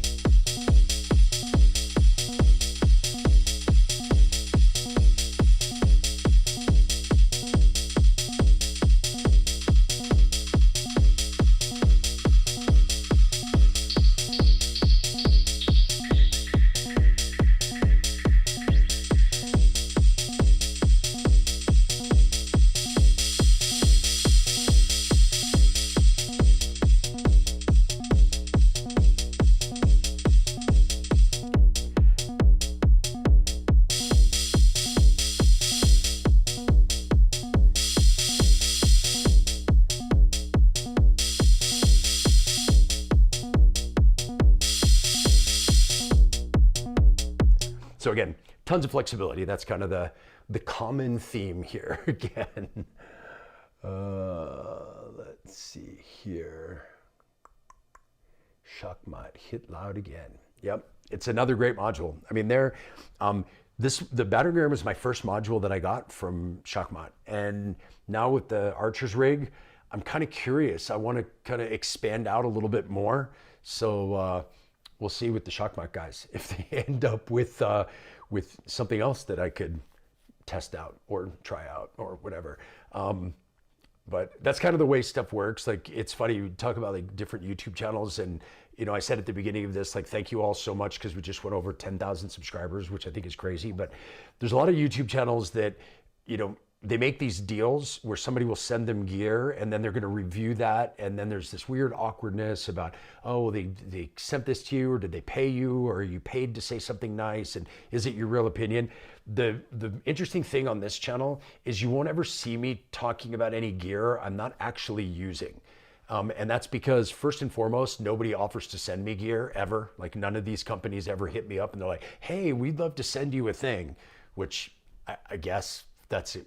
I think it's a compliment that they think that they trust that I won't BS and give their gear some amazing review if it's not amazing. But the other part of it is, because they're not sending me the gear, sometimes I will reach out to companies and say, hey, I would love to try this piece of gear. I've messed around with it, or I've heard something great about it. Can I try it out? And then I'll get them to send it to me, something like the Archer's rig, where they'll send it to me. And then, because it's that kind of relationship, they don't even know I'm going to talk about it in a video. They don't know if I'm ever going to even bring it up, because there was never any kind of agreement ahead of time that, okay, well, we'll send you this and you're going to do 5 videos of 3 minutes long, and then you're going to put in your little pitch about whatever. Like, it just doesn't work that way for me, because I guess, for better or for worse, because nobody ever wants to send me anything. So I reach out and I ask for things that I want to use. When I was at Super Booth in Berlin, I was using the Meta at the booth, at the Oxy booth, and I kind of learned how to use it, and then I was giving people demos on how to use it at the booth. And then I was basically begging Manuel to let me take one with me, because I had some gigs coming up and wanted to use it. And he was kind enough to do that. But it was not them saying, here, we'll give you this and we'll pay you to do something. It was like, first of all, they don't pay me. But second of all, it wasn't that they were pushing it on me. I was like, hey, I really want this myself, so hook me up so I can get it. So that was what I did. Same thing happened with the Shockwamp modules, which I really appreciate. Like, I basically went to them and begged and said, please let me use these. Now, if there are companies that want to send me stuff, go ahead and do that, or offer up, or reach out and talk to me. But with the caveat that if it's not something that I'm interested in, or that I already know that I like, or that I really have a desire to try out in my actual workflow and my actual performance, then I probably won't want to do it. But if it is something that fits with what I do, that is something that I've been anxious to try, then yeah, absolutely, I would be totally into that. So yeah, hit me up. But yeah, what I was just mentioning, the 10,000 subscribers thing, we just went over 10,000 subscribers this week, which was a huge deal for me. Never thought that this channel would ever get there. So I just want to say thank you to all you guys who are here all the time in the chat and on the videos, watching all this stuff and all that. I don't even know what to say. I appreciate it more than you know. It's still bizarre to me that I make these in my basement in my studio, and then I kind of send them out there, and there's people in the world who actually want to watch this stuff and get something out of it. So I totally appreciate that, and thank you all so much for all the support, and keep supporting, and I'll keep doing all this kind of fun stuff. Sign up for the course. That allows me to do this even more. That kind of helps pay the bills so that I can do more and more music. If I was to ever sell enough of the courses, I would probably switch over to just doing this full time, but I can't, so I'm going to keep going with my my day job. But I do appreciate the support that everybody's been able to do as well. I really do.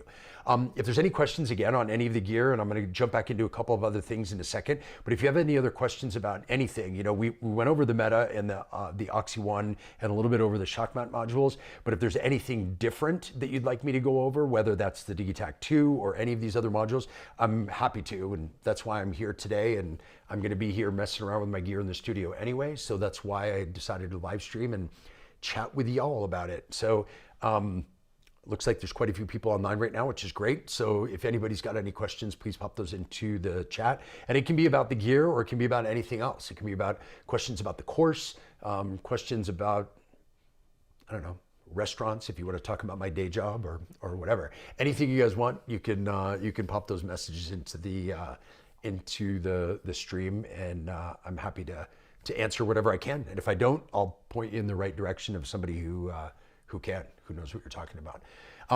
Real quick again, just to say thank you for the people who in Portland who came out to the show, and a couple people from the course. One of them even flew up from San Francisco to Portland to come see the show, which was great.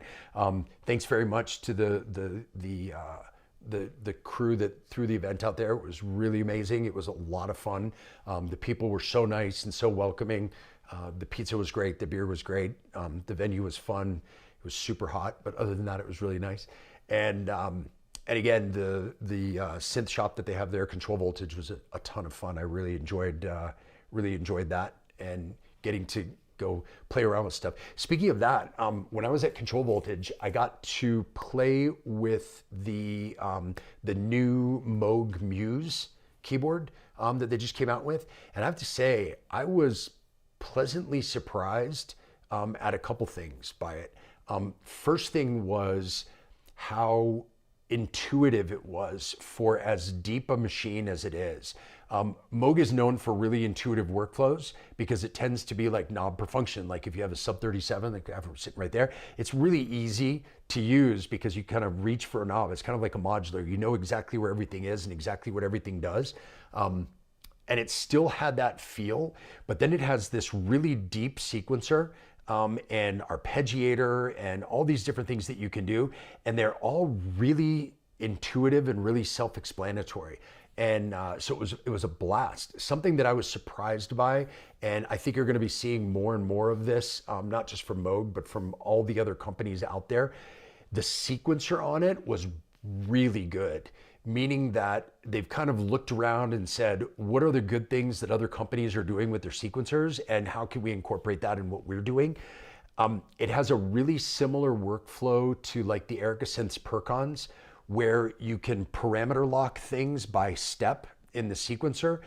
So you can hold down a step and turn a knob and put that in, or you can record in modulation. So kind of like recording in automation in a DAW if you have a MIDI controller, but you can do that within the sequencer, and you can parameter lock things within each step within the sequencer. So things like effects or tuning or modulation or filter cutoff or whatever you want to, having that in an multi-timbral polyphonic analog keyboard was very, very cool. And I think that it has its own kind of unique spot in the space because of how cool the sequencer is and really well implemented, how great the synth actually sounds, and really how easy it is to use. The only drawback for me is the price. It's really expensive, I think, for what it is. And if you're, I think it's almost $4,000. I think it's like $3,800 or something like that. And so if you're looking for a polyphonic multi-timbral analog synth, I personally, and I can speak from personal experience, I would go with the Arturia Polybrute, which is what I have sitting right over here. You can't see it. Because I feel like as you get more in the range of sound design, you get more in the range of modulating because you have the matrix system that's in there. You also get a great sequencer. It doesn't do as much as the Moog sequencer does for sure, but it is a really great sequencer and arpeggiator, and you have built-in effects and you have all that stuff. And you have a lot of different ways to modulate, which is really cool and really fun. But on top of it all, you get all that for about half the price of the Moog. So you're not getting a Moog, right? So it doesn't have the status that goes along with having a Moog, but you are getting a really great keyboard. So I think the Moog does sound better when it's doing the Moog stuff. When you're like, the filter sounds amazing, like it does in every Moog. The oscillators sound really, really good too, and being able to have multiple oscillators and detune them and do all that stuff for sound design, it sounded really amazing. So that all of that great kind of Moog sound you're not going to find in the Polybrute. The Polybrute has a bunch of other stuff that it does and other sounds for sound design, and being able to layer sounds really creatively and morph between them is a great function, and that's why I love it. But if you've got the money and you want to buy a Moog, I would say the Muse it was pretty badass. I was pleasantly surprised. And I would say, again, for as deep as it is, as much as it does, it was relatively, and I shouldn't even say relatively, it was very self-explanatory and very intuitive. So yeah, I also played around with the Labyrinth when I was there, the other Moog that came out that's kind of like the East Coast, West Coast one. And it was good. It wasn't my favorite. It was kind of the opposite extreme of not self-explanatory at all. But because it's knob per function, it gives you the encouragement to kind of play around and experiment. So if you wanted something, I would say it wouldn't be anything that I would ever use for live performance, because not only can you not save presets, which is fine, I can't save presets in any of this stuff either, but not only can you not save presets, but it's not fast to do sound design on. It was really kind of tedious to get it into one of those pockets that sounded really great. Kind of like the DFAM is very similar, that it's really difficult to get it into that pocket. Once you get it there, it sounds awesome. And it does really cool things that sound really unique, like the DFAM. But getting it there was a bit of a struggle. So I would use it as a studio sound design tool and not as a live performance tool. Because it would be kind of a one-trick pony, because it's not easy to modify on the fly. So I think you would get stuck in this kind of fear of messing it up and not being able to come back. So you would never touch it. You'd kind of set it as a sound you like and then never touch it again in your live performance. So if it was something like that, you might want to use it as a piece of studio gear and then sample the sound of that into your into something that you can use in your live setup, whether it's a Digitakt 2 or whether it's a black box or Octatrack or whatever. I would say that would definitely be the way that I would use it. But yeah, so using the Muse was a lot of fun, and it sounded great. I was pleasantly surprised at how good it was. I also played a Model D there, which was cool too. I had not played the new version of the Model D that came out a couple years ago, because obviously I don't have one. But I had played a vintage one, and I've obviously used kind of that style of sequencer before, or that style of synthesizer before. So I was really familiar with the workflow and the layout, but not the actual physical machine itself. And I was blown away by how good the keybed felt. Like, it played so nice. Like, it felt like that the keybed on that thing just felt like premium. So I really dug it a lot. But yeah. So yeah, let's see. Any other questions in the chat? If you've got any questions, feel free to pop those into the live chat, and happy to answer those for whatever they are. Any questions about any of this stuff? Something that I guess is worth talking about, because it was kind of fresh in my mind from the travel as well, was being able to kind of travel with this gear. I did bring the Analog Heat Plus effects this time, and normally I wouldn't have, but they told me originally that I needed to have XLR outputs, and I didn't have 3.5 millimeter to XLR, so I was using that as kind of a thing to go into the 1/4 inch, and then I had 1/4 inch to XLR to go out, but I didn't end up needing it. So it's kind of a bummer that I hauled it there and I didn't actually end up needing it in the long run. So without that, the travel rig is super tight, and actually I have extra space now. So I was kind of thinking on the flight back, what would I do? What would I add in or change back or reintroduce or whatever? And I was thinking that you may see the Analog Rhythm back in this setup again, because now that I won't need the Heat Plus effects, I don't have the Syntakt, and I don't have the Octatrack in my setup. Bringing the Rhythm back in would give me, I just love the playability of the Rhythm. Playing it live is just a pleasure. Like, getting in and being able to tweak stuff. Like, you can do all the same stuff with the Digitakt and even more, but I just love kind of the layout, the feel, the size of the rhythm when you're playing it. I hate the size of it when I'm hauling it around, but I do like the way it works. I like having the 16 steps all the way across because it gives you a great visual of where you are in your sequence. And yes, you may see the rhythm back in here.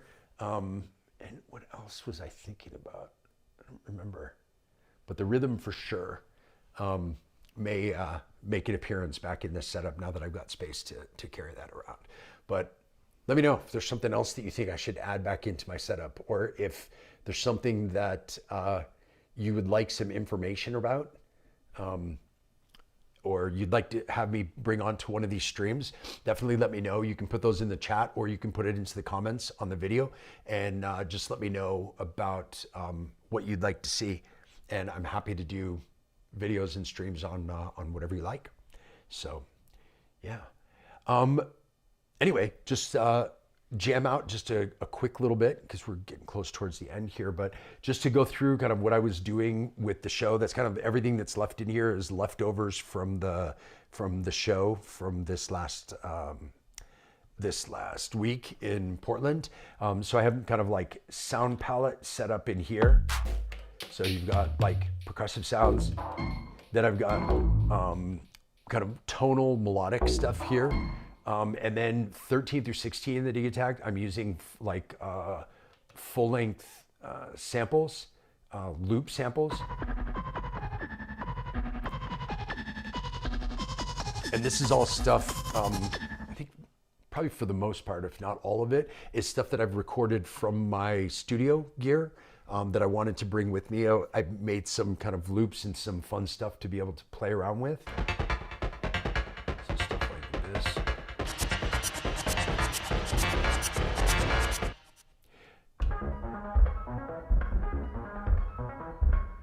So again, just kind of loops that I can chuck in case I don't have, in case I need a minute, in case I'm, messing around with something else. But for the most part, I'm using the stuff that's live within the modular, just because for me that's a lot more fun. And I tend to use the drum, like the percussion sounds from the Digitakt 2 a lot more than other stuff. So I'll use my kick from here just because I dig it so much. I love how powerful it is. And then I'll use other percussion from here. So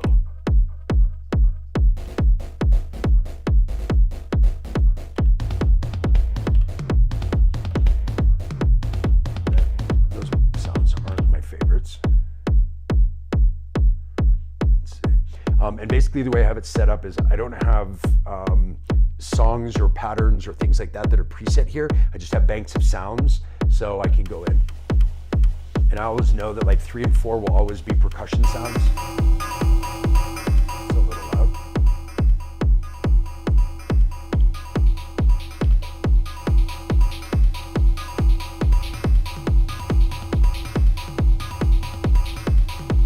So that gives me kind of some basic stuff, but if I wanted to use some of those, some of the loop samples that I have, bring those up so you can hear what they sound like.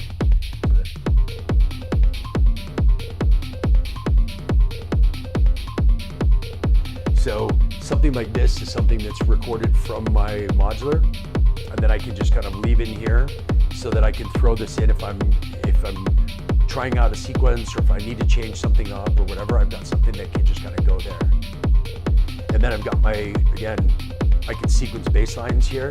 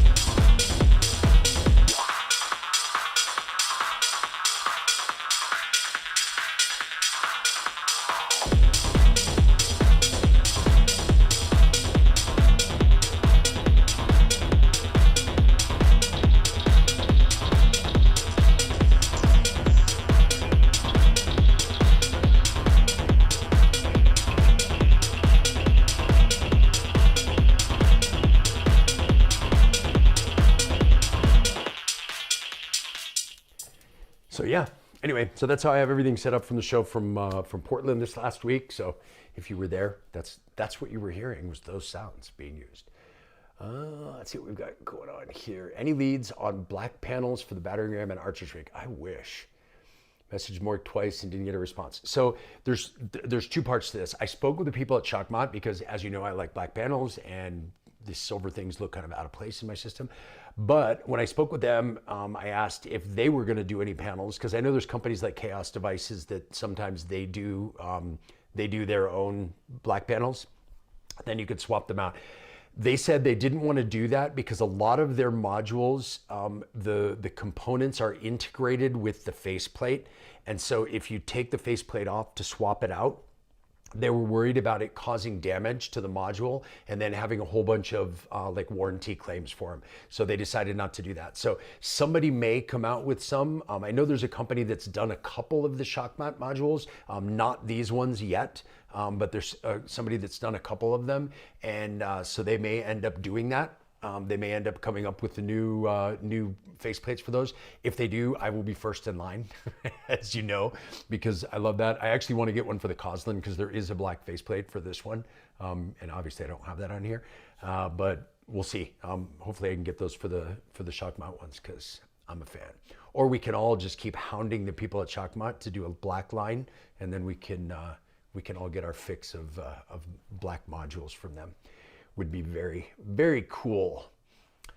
Paul says, it was great to finally hear you on a system. Everything sounds fat. Awesome. Thank you. I was glad to have everybody there. It was very cool. Sounding awesome. Fat sound. Yeah, thank you. That's kind of what we're going for here. Trying to make it sound good and make it fun and make it easy to use and make it flexible. As I tell the people in my course all the time, the most important thing when you're coming up with your live setup, if you're going to play live, is to make sure you're using the things that you have the most fun playing. If you're using some gear just because somebody told you should, or because some performer you like is making it sound amazing and you think it's going to make you sound amazing, it's not about that. It's really about use the gear that you have fun playing with, and then you'll have fun performing live. And then the people who are watching your show are going to feel that. They're going to feel the amount of fun and energy that you're having, and that's going to kind of translate to the crowd. If you're into it and you're getting down and you're kind of flowing free with your gear, that's going to be a lot more fun. If you're freaked out and stressed out that, what if this happens, and how do I do this, and I got to get this timing just exactly right, and I don't want to change the settings on this module because it's really hard to get it back where it was. If you're doing those things, the crowd's going to feel that. The crowd's going to feel that stress from you. So if you're thinking about setting up a live setup, use the gear you like. And that's, I guarantee you, every single thing that is in this setup, every single thing you see here, the reason it's here is because I like how it works and it's fun for me to use, and it adds to my enjoyment of playing it. And I think as long as I'm having fun, hopefully that translates to the crowd. It's probably my favorite DJ of all time is Carl Cox, and one of the things that he has said often is he has this crazy ability to keep a dance floor for, I've seen him do shows for 10 hours and he never loses anybody off the dance floor. And he says the secret to that is, he says, I throw a party for myself in the DJ booth and I hope everyone else is into it. And I think that if you're performing live and you're throwing a party for yourself, the other people will be into it. They'll enjoy it. They'll come along for the ride. So if you do that, if you put together gear that you really love to play and you're really interested in playing it, it's going to go a long ways, way farther than if you had some, like super expensive thing that all the kind of synth hipsters said that you should buy. And if you don't buy it, you're not cool enough, or you're not doll-less enough, or you're not whatever the stupid term is this week. It's do what's fun for you. And if that means you incorporate a DAW with your live set, awesome, do that. If you want to incorporate Ableton as your mixer, or use it MIDI controllers with a modular or whatever, absolutely do that. Have all the fun in the world. That's what it's about. It shouldn't be about trying to impress people with how cool you can be. Just have fun with your gear and play the gear that's fun for you. Well, on that note, I think I'm going to call it a day. It's been a couple hours. I appreciate you guys all for hanging out with me. Please sign up for the course if you're interested at all. If you have any questions about the course, hit me up on social media. Instagram Messenger is always the best way to reach me. And yeah, shoot me a message, and I'm happy to answer any questions about it. And love to see some of you in the course. And in the meantime, hope you have a lot of fun playing music this week. I hope you enjoy your gear, as we all should, all the time. And hope to see you back here another time this week, maybe in the middle of the week, maybe next weekend. We'll see how it goes. But thanks very much for tuning in. I really appreciate it, and I'll see you next time. Bye-bye.